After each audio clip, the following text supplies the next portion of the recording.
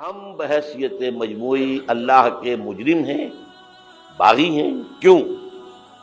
ہم نے کلونیلزم سے آزاد ہونے کے بعد، جب تک انگریز تھا، ہم کہتے تھے ہم کیا کریں، ہم تو مجبور ہیں۔ کہیں فرانسیسیوں کی حکومت تھی، کہیں ولندیزیوں کی تھی، کہیں ہسپانویوں کی تھی، کہیں اطالویوں کی تھی، کیا کریں؟ جب وہ سارا پردہ ہٹا دیا، کسی ملک نے قرآن کو اپنا امام نہیں بنایا، اللہ کی طرف رخ نہیں کیا۔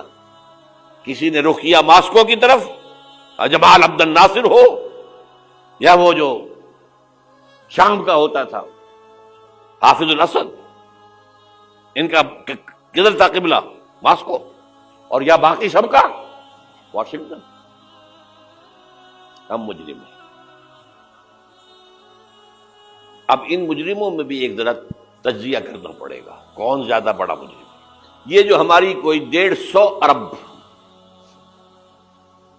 150 کروڑ 1.5 ارب مسلمان ہیں، ان کا تجزیہ کر لیجئے، 30 کروڑ کے قریب عرب ہیں۔ یہ امیین جن کا حضور نے کہا تھا تمہاری طرف خاص طور پر بھیجا گیا ہوں، انی لرسول اللہ الیکم خاصۃ۔ ان کو کتنا بڑا مقام ملا کہ محمد ان میں سے تھے صلی اللہ علیہ وسلم۔ یہ رتبہ بلند ملا جس کو ملا۔ ہاشمی تھے کہ نہیں تھے؟ قرشی تھے کہ نہیں تھے؟ اور نمبر 2، ان کی زبان میں اللہ کا کلام ہے۔ ہم تو کیسے پڑھیں اللہ کا کلام؟ عربی سیکھیں، گرامر سیکھیں، گردانے رٹیں، چٹائی توڑ تعلیم حاصل کریں تو قرآن پڑھیں نا۔ ان کی تو مادری زبان میں ہے۔ پھر انہوں نے امام نہیں بنایا تو سب سے بڑے مجرم وہ ہیں۔ باقی جو 120 کروڑ ہیں، ان میں نمبر 2 ٹاپ کا مجرم مسلمانان پاکستان ہے۔ وائی؟ تم نے ایک ملک کی تقسیم کرائی، ہم سے دعائیں کی تھی کہ اللہ انگریز کی غلامی سے نکال کر ہمیں ہندو کی غلامی محمد دے دے، اے اللہ ہمیں ایک آزاد ملک دے دے، علیحدہ ملک دے دے۔ اللہ تیرے دین کا بول بالا کریں گے، تیرے دین کا نمونہ دکھائیں گے دنیا کو۔ یہ علامہ اقبال کا خواب تھا جو 1930 میں انہوں نے دیکھا تھا۔ ایک تو یہ کہ ہندوستان کے شمال مغرب میں ایک آزاد اسلامی ریاست قائم ہوگی، آزاد مسلمان ریاست۔ وہ تو 17 سال کے بعد ہو گئی، 37 کا خطبہ تھا، 47 میں قائم ہو گئی۔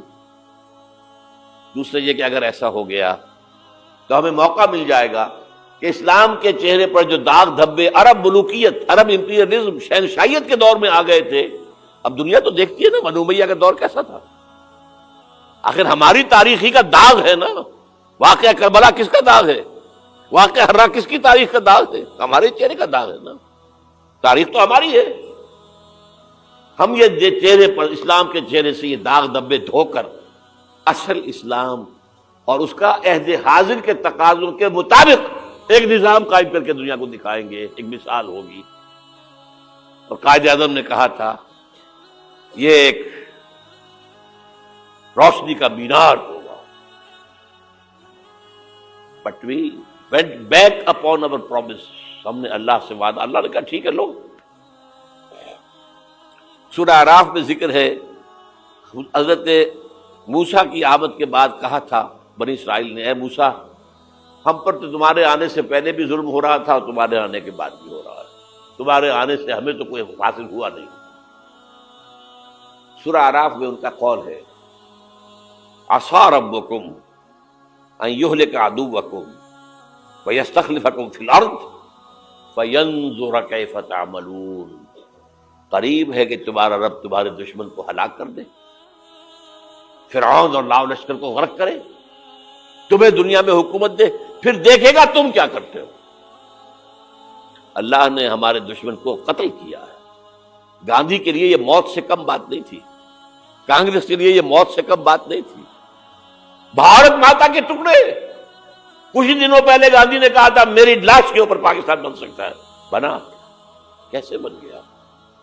وہ اللہ کا فیصلہ ہے، یہ معجزہ تھا۔ رمضان المبارک کی 27ویں شب کو نازل ہوا یہ. جو رات نزول قرآن کی ہے وہی رات نزول پاکستان کی ہے. معجزہ تھا.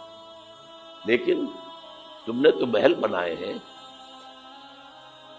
تم نے دنیا بنائی ہے، تم نے موٹر وے بنا لی ہے، ہمارا دین کہاں ہے؟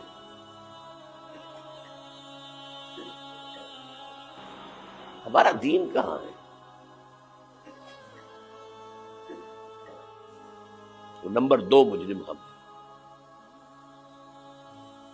باقی نمبر 3 پہ جائیں گے.